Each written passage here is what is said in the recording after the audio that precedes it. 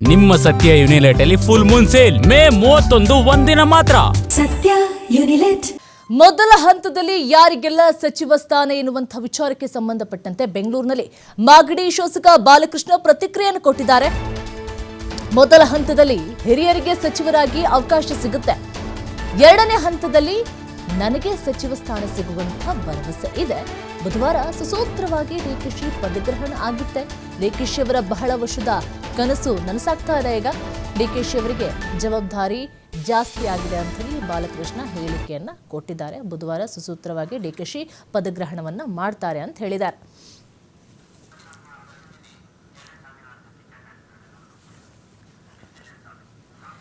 ಇದಕ್ಕೆ ಸಂಬಂಧಪಟ್ಟಂತೆ ನಮ್ಮ ಪ್ರತಿನಿಧಿ ಚಿಟ್ಚಾಟನ ನಡೆಸಿದ್ದಾರೆ. ನೋಡ್ಕೊಂಡು ಬರೋಣ ಬನ್ನಿ. ಬಾಲಕೃಷ್ಣ ಅವರು ಇದ್ದಾರೆ ಸರ್. ಪದಗ್ರಹಣಕ್ಕೆ ಎಲ್ಲ ಸಿದ್ಧತೆ ಆಗ್ತಾ ಇದೆ.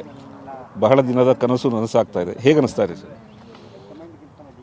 ಬಹಳ ವರ್ಷಗಳ ಕನಸು ನನಸಾಗಿದೆ. ಪದಗ್ರಹಣಕ್ಕೆ ಅಧಿಕಾರಿಗಳೇ ಅವ್ರ ಜವಾಬ್ದಾರಿ ತೊಗೊಂಡು ಮಾಡ್ತಾ ಇದ್ದಾರೆ. ಎಲ್ಲ ಇಲಾಖೆ, ಪೊಲೀಸ್ ಇಲಾಖೆಯಿಂದ ಹಿಡಿದು DPR ಇಲಾಖೆಯಿಂದ ಹಿಡಿದು ಎಲ್ಲರೂ ಕೂಡ ಅವರವ್ರ ಜವಾಬ್ದಾರಿಯನ್ನು ನಿಭಾಯಿಸ್ತಾ ಇದ್ದಾರೆ.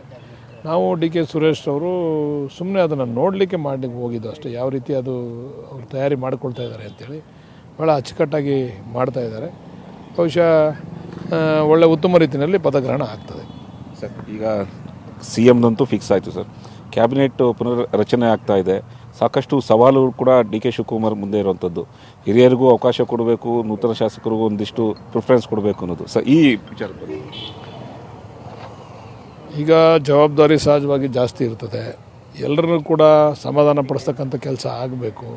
ಸೀನಿಯರ್ಸ್ನೂ ಆಗಬೇಕು, ಅವರ ಅಭಿಮಾನಿಗಳು ಅವರ ಜೊತೆ ಕೆಲಸ ಮಾಡಬೇಕು ಅಂತಕ್ಕಂಥ ಉತ್ಸಾಹ ಇರತಕ್ಕಂಥವ್ರಿಗೂ ಕೂಡ ಆಗಬೇಕು. ಹೊಸಬ್ರನ್ನೂ ಕೂಡ ತಗೋಬೇಕು. ಇವೆಲ್ಲವನ್ನು ಅಳೆದು ತೂಗಿ ನಮ್ಮ ಹೈಕಮಾಂಡು ಸಿದ್ದರಾಮಣ್ಣವರು, ಖರ್ಗೆ ಸಾಹೇಬರು ಇವರು ಕೂತ್ಕೊಂಡು ಮಾಡ್ತಾರೆ ಅಂತಕ್ಕಂಥ ವಿಶ್ವಾಸ ಇದೆ. DK ಶಿವಕುಮಾರ್ ಅವರ ಬೆನ್ನಿಗೆ ನಿಂತಿದ್ರು ಬಾಲಕೃಷ್ಣ ಅವರು.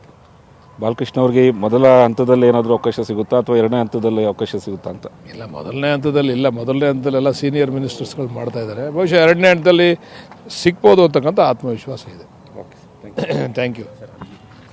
ಇದಿಷ್ಟು ಮಾಗಡಿ ಶಾಸಕರಾದ ಬಾಲಕೃಷ್ಣ ಅವರ ಮಾತಾಗಿತ್ತು. ಕ್ಯಾಮ್ರಾ ಪರ್ಸನ್ ವಿಜಯನಾಥ್ ಜೊತೆ ಹೆಲಸ್ವಾಮಿ TV5 ಬೆಂಗಳೂರು.